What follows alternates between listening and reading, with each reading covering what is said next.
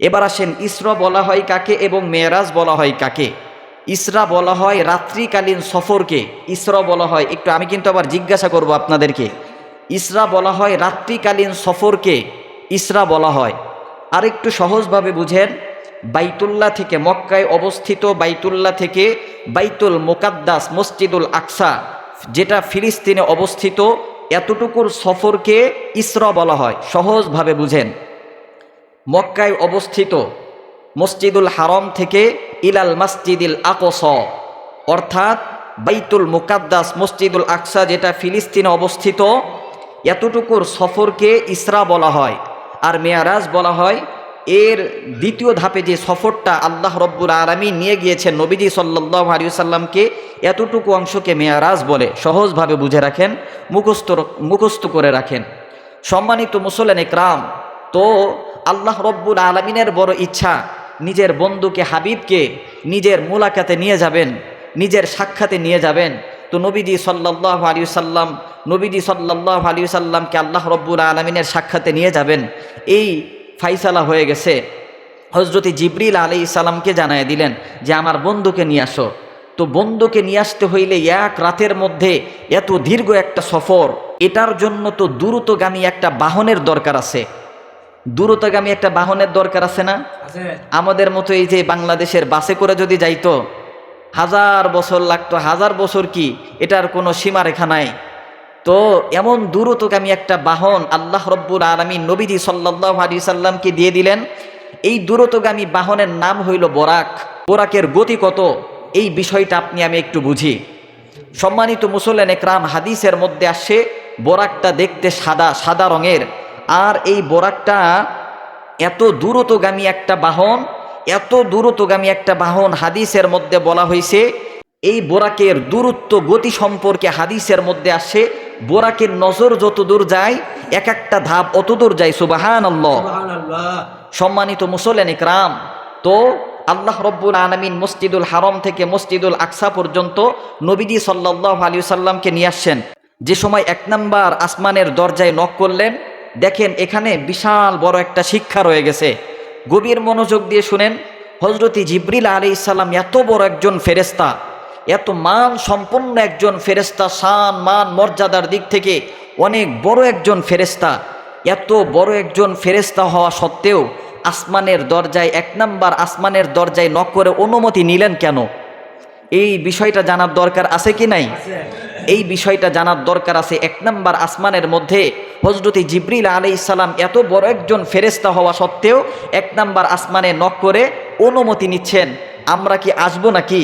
তো দেখেন আল্লাহ রব্বুল আলামিন এইখানে আপনার আমার জন্য বিশাল একটা শিক্ষা রেখে গিয়েছেন। এত বড় একজন ফেরেশতা অনুমতি নিলেন এই জন্য যে আপনাকে আমাকে আদব শিখাচ্ছেন, আপনাকে আমাকে ভদ্রতা শিখাচ্ছেন। ভদ্রতা হইল যদি কারোর বাড়িতে ঢুকতে হয়, যদি কারোর ঘরে ঢুকতে হয় অনুমতি নিয়ে ঢুকতে হয়। এটা হচ্ছে ভদ্রতা, এটা হচ্ছে আদব। যে আমি অনেক বড় একজন নেতা, এই জন্য আমি অনুমতি ছাড়াই আরেকজনের ঘরে ঢোকা, এটা আদব নয়, এটা ভদ্রতা নয়। এখান থেকে একটা বিষয়, গভীর সূক্ষ্ম একটা বিষয় আপনাকে আমাকে শিক্ষা নিতে হবে।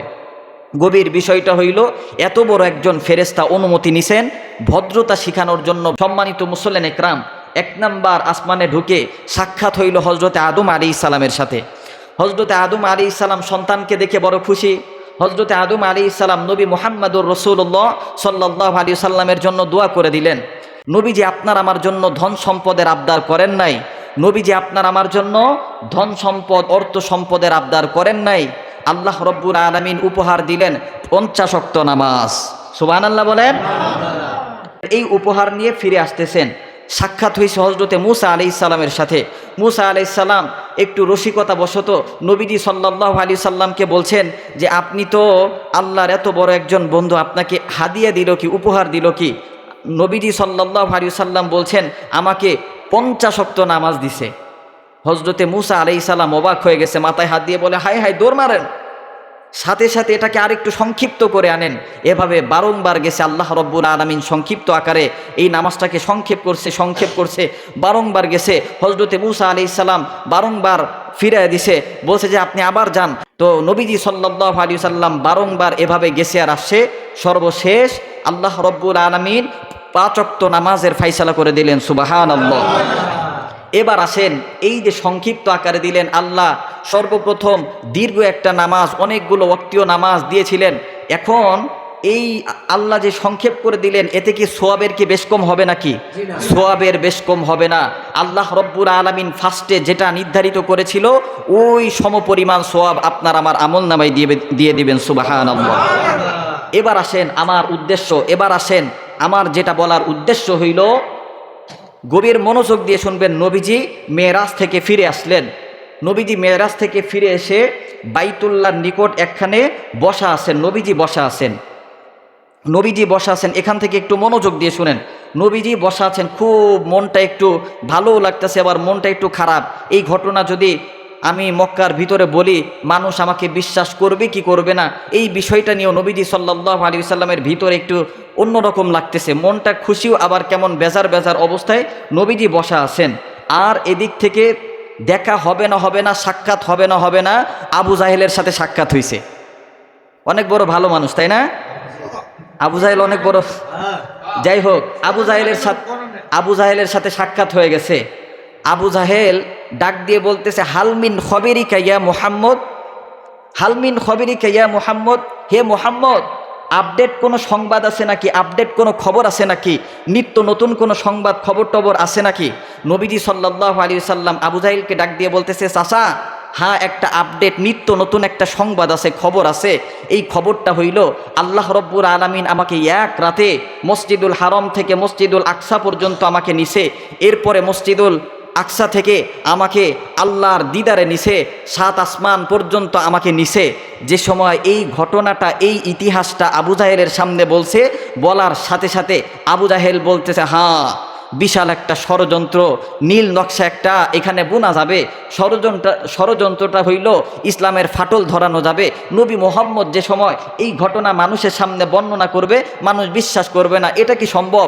এক রাতের মধ্যে মসজিদুল হারম থেকে মসজিদুল আকসা থেকে আবার এক নাম্বার আসমান, 2 নাম্বার আসমান, এমন করতে করতে 7 নাম্বার আসমান পর্যন্ত আল্লাহ রব্বুল আলামিন নিয়ে যাবেন। এটা কি সম্ভব নাকি?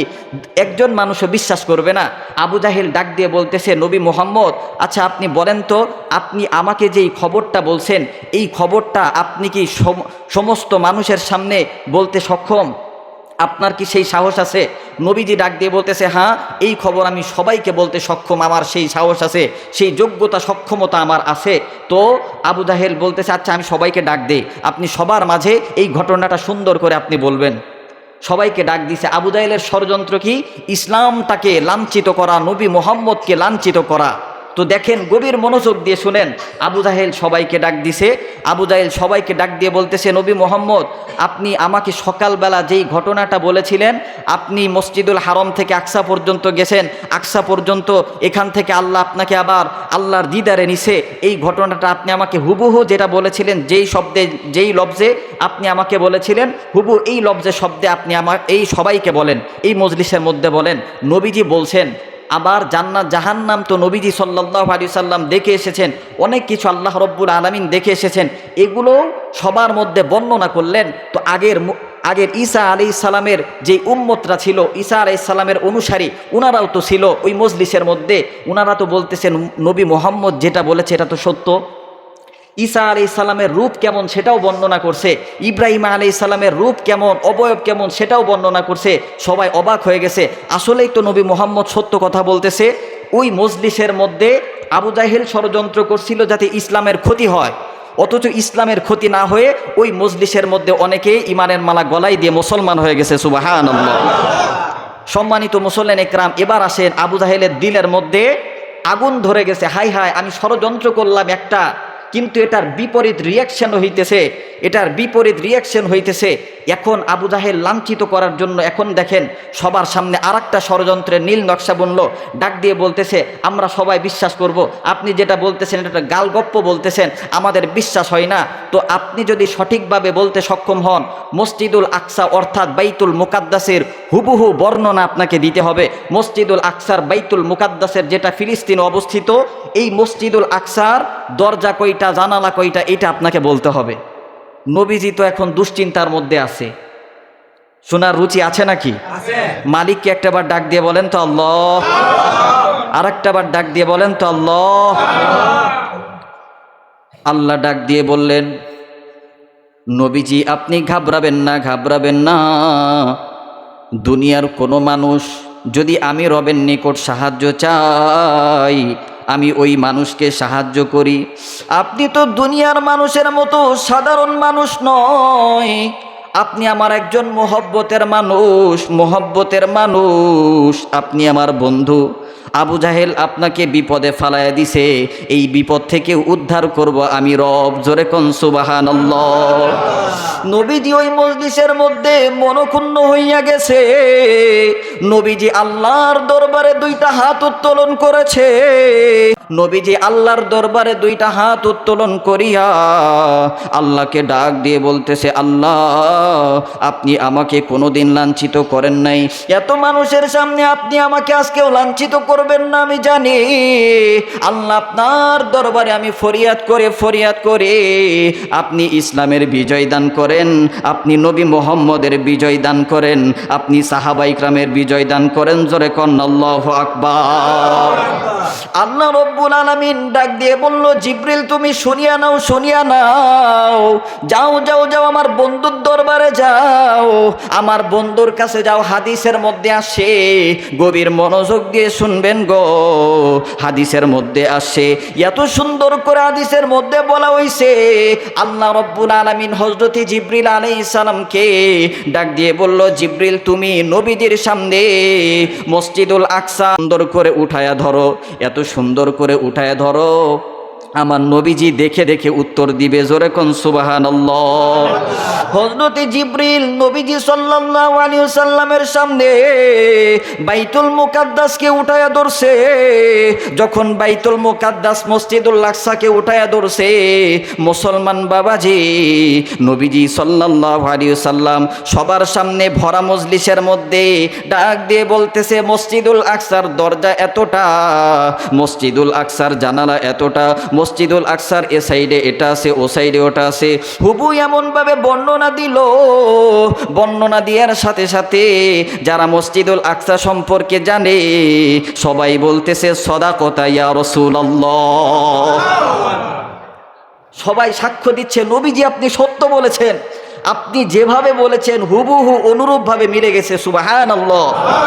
তো এখান থেকে একটা বুঝবার বিষয় হইল, যারা ইসলাম নিয়ে ষড়যন্ত্র করবে, ইসলামটাকে লাঞ্ছিত করার সেই ষড়যন্ত্রের নীল নকশা বুনবে, এদের বিজয় জীবনে আসবে না।